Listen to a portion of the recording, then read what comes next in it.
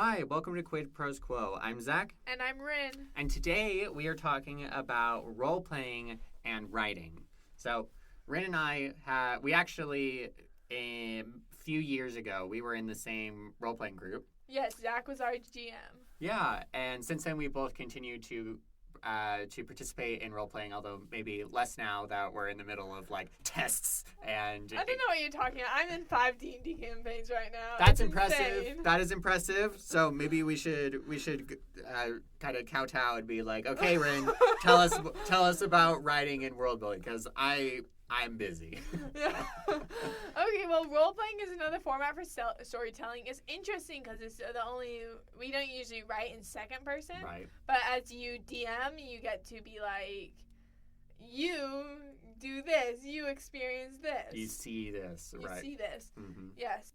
That's a really interesting part of it, but then there's so much more to role-playing than just using second person. Right. One of the things about role-playing is that oftentimes the way that stories appear is that you start with the world, and then you go to the characters, and then you go to the plot.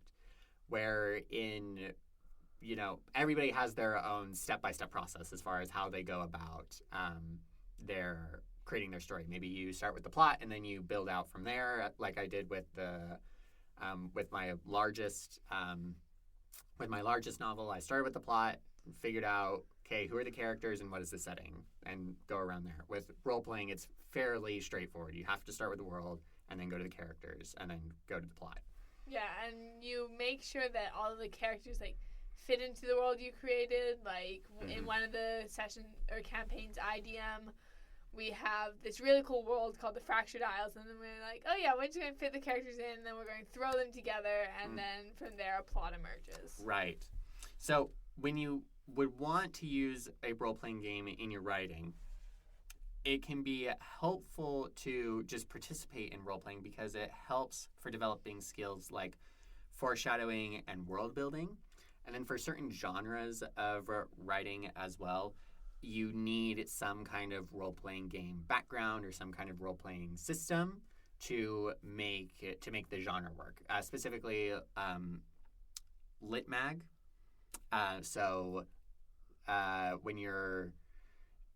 When part of the writing is engaging with levels or skill trees or those sorts of things, then you kind of have to engage with role playing. Yes, and I would say another benefit of role-playing is it's so great for developing character voice. Yes. Whether you're a DM or a player, you get to really delve into one character's head and be like, oh, is this what they would do? Is this how they would talk? Is this how they would act? Mm-hmm.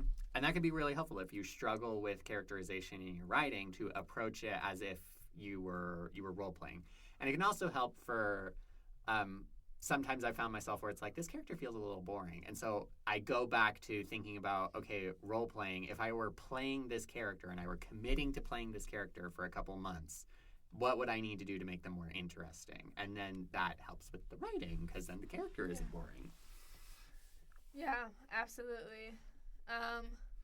There are a few different types of tabletop RPGs that we're going to talk about. Mm-hmm. Probably the most familiar one to most people is dice-based RPGs, like Dungeons and Dragons or Fate. Mm-hmm. And I know you really like Fate. I do. That's the system we played when we were in the campaign together. Yep. I haven't played Fate since. I don't have the right dice. That's fair. They're kind of unique. Yeah. But I play mostly D&D these days. Mm-hmm. So you roll a die or dice. You roll a die or some dice. Yep.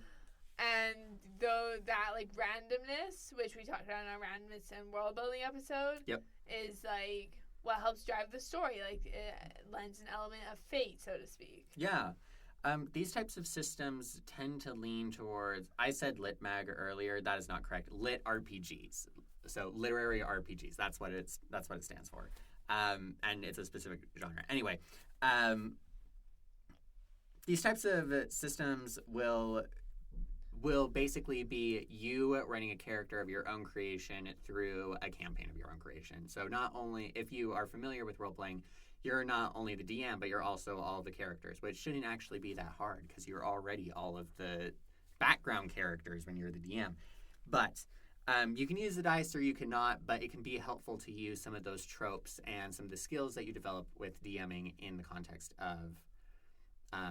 of writing. There are some systems that are dice-based but lend themselves to a more narrative flair. So Genesis or Fate are both systems where it's not so much rolling against a number, but the roll in and of itself tells a story about, okay, do they succeed or fail? Why do they succeed or fail?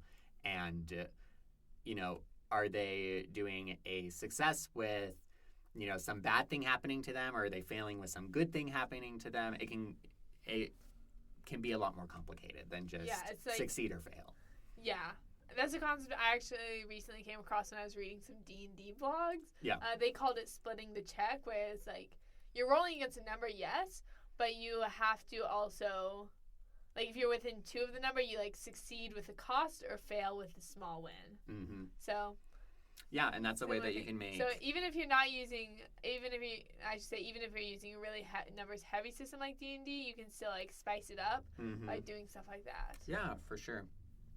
There are also other types of tabletop role-playing games, like story-first role-playing games. So some examples are Wander Home or Dungeon World or Apocalypse World, and they're based around narrative moves. So rather than rolling a die firsthand, it's you are narrating and then something that you do triggers a dice roll. So the narrative comes first and then the dice roll comes and you move forward with that. The image that I have in my mind is kind of how the Pokemon games work, where you're just kind of wandering around and, exploring that kind of thing. But if you step into the tall grass, that's when it starts to get into the number crunchy, which move do you use? How much damage does it do? That kind of thing. Yeah, absolutely.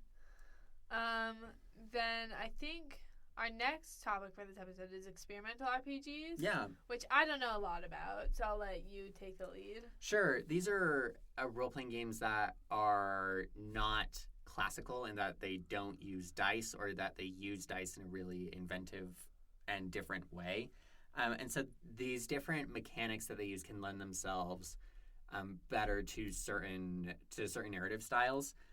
So many of these experimental RPGs that I can think of are card-based RPGs, or if you're familiar with Fiasco and Dread, all of these systems use some kind of form of diminishing resource pool. So with a card-based RPG, you have a hand of cards that has a certain number. It has numbers in it. And as the game goes on, you have to choose which card you're going to play on a particular task. And so as you get further along, your resource pool is diminishing and it ups the tension. So if you struggle with pacing, these kinds of role-playing games can be really helpful in keeping the tension up and ramping the tension up as the narrative goes, because the players, and by extension the characters' options, start running out as time goes on.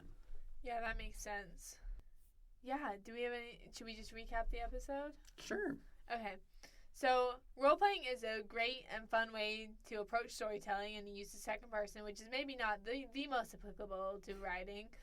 But, unless you're my friend Ian from my writing group who wrote a prologue in second person. Oh.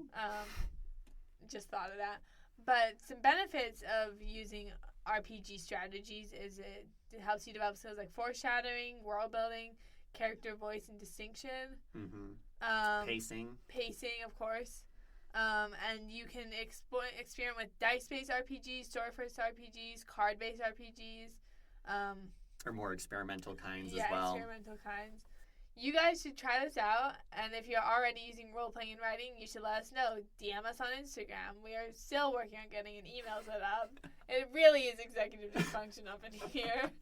But we'll get an email set up maybe by the time this episode airs. But yeah, thank you so much for tuning in to Quid Pro Quo.